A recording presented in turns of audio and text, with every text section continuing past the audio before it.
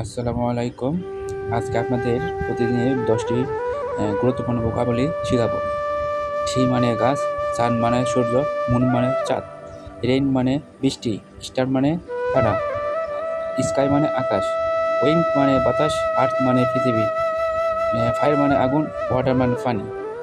আমাদের ডেইলি লাইফে ডেইলি এই গুরুত্বপূর্ণ ওয়ার্ডগুলো আমরা ব্যবহার করে থাকি। আপনারা আমাকে প্রতিদিন ফলো এবং অনুসরণ করুন। তো নতুন নিত্য নতুন প্রয়োজনীয় ইংলিশ ভোকাবুলি শেখার জন্য আমার সাথে থাকবেন। আমি চেষ্টা করব আপনাদের কীভাবে ইংলিশে কথা বলতে হয়, এটাই হলো গুরুত্বপূর্ণ আজকের আলোচনা।